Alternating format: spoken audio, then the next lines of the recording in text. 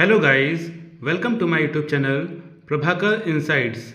Guys, current affairs की class में आप सभी का स्वागत है। और गाइस, जो भी प्रतियोगी परीक्षाओं की तैयारी कर रहे हैं तो ये जो नोट्स यहाँ पर दिए गए हैं तो उसे ध्यानपूर्वक देखें, सुने और पढ़ें। ओके गाइस, तो कंटिन्यू करते हैं। हम यहाँ पर जो पहला नंबर दिया गया है वह है विश्व आर्थिक मंच ने global cyber security outlook 2025 report जारी की। सेकंड नंबर, 23 जनवरी को नेताजी सुभाष चंद्र बोस की जयंती को पराक्रम दिवस के तौर पर मनाया गया।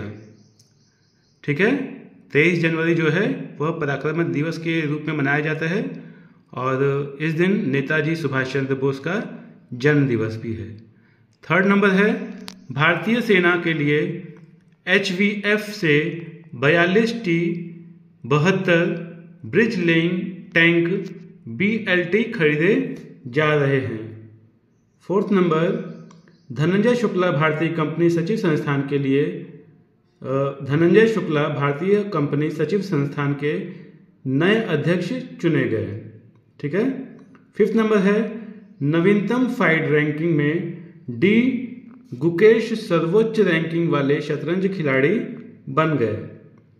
सिक्स नंबर, कर्नाटक के कंडापुरा तालुक में 17वीं सदी की उमा महेश्वर मूर्ति मिली है।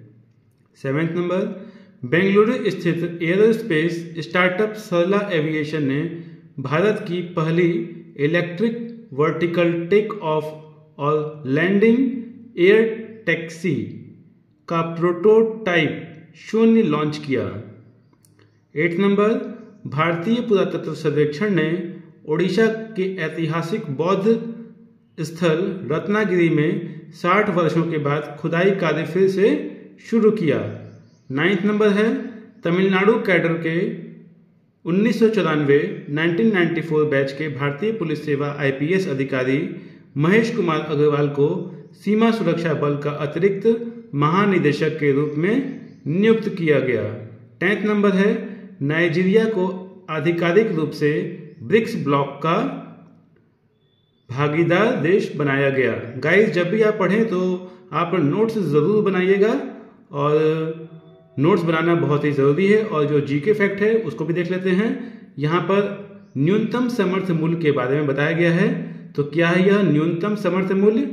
न्यूनतम समर्थ मूल्य, जिसे MSP भी कहा जाता है, एक ऐसा मूल्य है जो सरकार किसानों को उनकी फसलों के लिए गारंटी के तौर पर चुकाता है। इसका मतलब है कि सरकार किसानों से उनकी फसल इस निर्धारित मूल्य पर या उससे अधिक मूल्य पर खरीदने के लिए तैयार रहती है। न्यूनतम समर्थ मूल्य MSP की शुरुआत वर्ष 1966 से वर्ष 1967 में गेहूं के लिए हुई थी।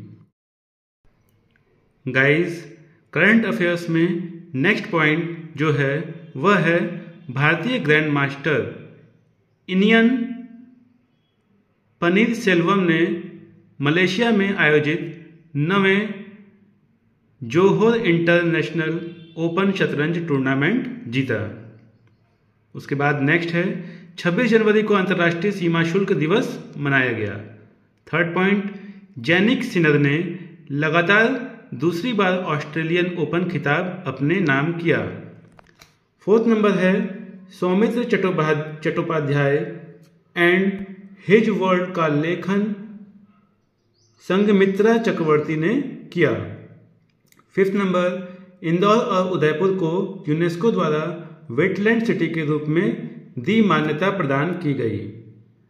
सिक्स नंबर है, स्मृति मंधाना को ICC महिला one day cricket of the year चुना गया। Smriti Mandhana, very important. 7th number, Vrindavan स्थित बांके बिहारी मंदिर को विदेशी अंशदान विनियमन अधिनियम के तहत लाइसेंस प्रदान किया गया। 8th नंबर है, 27 जनवरी को अंतर्राष्ट्रीय होलोकॉस्ट स्मरण दिवस मनाया गया। 9th नंबर, संयुक्त राष्ट्र महासभा ने 26 जनवरी को स्वच्छ ऊर्जा का अंतर्राष्ट्रीय दिवस के तौर पर मनाने की घोषणा की। 10th नंबर है कश्मीर के चिनार के पेड़ों के लिए डिजिटल ट्री आधार पहल शुरू की गई। तो गाइस, जैसा मैं आपसे बताता हूँ कि नोट्स ज़रूर बनाइएगा इनका, क्योंकि नोट्स बनाएंगे तो आपके पास नोट्स रहेंगे और वो आप कभी भी रिवीजन कर सकते हैं। और गाइस, इस वीडियो को 2 से 3 बार देखिएगा ताकि आपका जो कॉन्सेप्ट है वो क्लियर हो जाए और जो पढ़ें आप तो वो अच्छे से याद हो जाए। यहाँ का देखिए जीके फैक्ट यहाँ पर दिया है। Ramsar convention. रामसर कन्वेंशन क्या है? एक अंतर्राष्ट्रीय संधि है जिसका उद्देश्य आर्द्र भूमियों वेटलैंड्स का संरक्षण और उनका सतत उपयोग सुनिश्चित करता है। यह संधि 2 फरवरी वर्ष 1971 को ईरान के रामसर शहर में पारित की गई थी और 21 दिसंबर वर्ष 1975 से प्रभावी हुई। हर वर्ष 2 फरवरी को विश्व आर्द्रभूमि दिवस के रूप में मनाया जाता है। गाइस, जो नेक्स्ट पॉइंट है वह है हिमाचल प्रदेश के किसान हरिमन शर्मा HRMN 99 सेब की किस्म विकसित करने के लिए पद्मश्री पुरस्कार से सम्मानित किया गया। 2nd नंबर है पुणे महाराष्ट्र में गिलेन बैरे सिंड्रोम के मामले सामने आए हैं। 3rd पॉइंट 28 जनवरी को लाला लाजपत राय की 160वीं जयंती मनाई गई। 4th नंबर अलेक्जेंडर लुकाशेंको 7वीं बार बेलारूस के राष्ट्रपति चुने गए। 5th नंबर है इसरो प्रमुख ने M मोहन को द्रव प्रणोदन प्रणाली केंद्र का निदेशक नियुक्त किया गया। 6th नंबर है कमिंदु मेंडिस को ICC emerging men's cricketer of the year का अवार्ड दिया गया। 7th नंबर है भारत यूरोड्रोन कार्यक्रम में एक पर्यवेक्षक राष्ट्र के रूप में शामिल हुआ। गाइस, तो नेक्स्ट वेरी इंपॉर्टेंट पॉइंट है वह है यहाँ पर खेलो इंडिया विंटर गेम्स के पहले चरण में लद्दाख ने तालिका में शीर्ष स्थान प्राप्त किया। 2nd नंबर है ऑस्ट्रेलिया ने 3री बार लगातार ICC महिला चैंपियनशिप खिताब जीता। 3rd पॉइंट है 28 जनवरी वर्ष 2025 को Bhubaneswar Utkarsh Odisha make in Odisha conclave 2025 की शुरुआत हुई। 4th नंबर है भारत ओमान के बीच आर्थिक साझेदारी को बढ़ावा देने के लिए दोहरे कराधान से बचाव समझौते DTAA को संशोधित करने के लिए एक प्रोटोकॉल पर हस्ताक्षर किए गए। 5th नंबर है लेफ्टिनेंट गवर्नर मनोज सिन्हा को प्रतिष्ठित महाराजा हरि सिंह पुरस्कार से सम्मानित किया गया। 6th नंबर 29 जनवरी को भारतीय समाचार पत्र दिवस मनाया गया। 7th नंबर है भारतीय तेज गेंदबाज जसप्रीत बुमराह को सर गारफील्ड सोबर्स अवार्ड से नवाजा गया। 8th नंबर है 24 जनवरी को राजस्थान के प्रसिद्ध सांभर झील पर सांभर महोत्सव वर्ष 2025 की शुरुआत हुई। 9th नंबर है चेन्नई में राष्ट्रीय पैरा एथलेटिक्स चैंपियनशिप 2025 का लोगो लॉन्च किया गया। और 10th नंबर है सूरत में senior national table tennis championship 2025 का आयोजन किया गया। गाइस, तो नेक्स्ट वेरी इंपॉर्टेंट पॉइंट है वह है यहाँ पर खेलो इंडिया विंटर गेम्स के पहले चरण में लद्दाख ने तालिका में शीर्ष स्थान प्राप्त किया। 2nd नंबर है ऑस्ट्रेलिया ने 3री बार लगातार ICC महिला चैंपियनशिप खिताब जीता। 3rd पॉइंट है 28 जनवरी वर्ष 2025 को Bhubaneswar Utkarsh Odisha make in Odisha conclave 2025 की शुरुआत हुई। 4th नंबर है भारत ओमान के बीच आर्थिक साझेदारी को बढ़ावा देने के लिए दोहरे कराधान से बचाव समझौते DTAA को संशोधित करने के लिए एक प्रोटोकॉल पर हस्ताक्षर किए गए। 5th नंबर है लेफ्टिनेंट गवर्नर मनोज सिन्हा को प्रतिष्ठित महाराजा हरि सिंह पुरस्कार से सम्मानित किया गया। 6th नंबर 29 जनवरी को भारतीय समाचार पत्र दिवस मनाया गया। 7th नंबर है भारतीय तेज गेंदबाज जसप्रीत बुमराह को सर गारफील्ड सोबर्स अवार्ड से नवाजा गया। 8th नंबर है 24 जनवरी को राजस्थान के प्रसिद्ध सांभर झील पर सांभर महोत्सव वर्ष 2025 की शुरुआत हुई। 9th नंबर है चेन्नई में राष्ट्रीय पैरा एथलेटिक्स चैंपियनशिप 2025 का लोगो लॉन्च किया गया। और 10th नंबर है सूरत में senior national table tennis championship 2025 का आयोजन किया गया।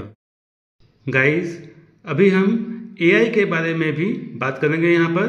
और एक और वीडियो में मैंने एआई के बारे में आपको समझाया था। अगर आपने वो वीडियो ना देखी हो एआई वाली, आर्टिफिशियल इंटेलिजेंस वाली, तो आप वीडियो में जाकर के, पिछले वीडियोस में जाकर के चेक कर सकते हैं। बहुत ही इम्पोर्टेंट टॉपिक है। और आज के समय में एआई किस तरह से काम कर रहा है, क्या है एआई, उसके बारे में काफ़ी विस्तृत जानकारी दी गई है गाइस। ओके, तो एआई के बारे में अभी हम जानते हैं। यहाँ पर एआई जो है डेटा इकट्ठा करता है, ठीक है, उसे समझाता है और फिर एक स्मार्ट निर्णय लेता है। इसका काम 3 मुख्य चरणों में बंटा होता है। पहला चरण कौन सा है? डेटा इकट्ठा करना। एआई सबसे पहले बहुत सारे आंकड़े डेटा इकट्ठा करता है। जैसे अगर एक एआई को बिल्लियों और कुत्तों की पहचान करनी है तो उसे पहले हजारों बिल्लियों और कुत्तों की तस्वीरें दिखाई जाएंगी। सेकंड है सीखना।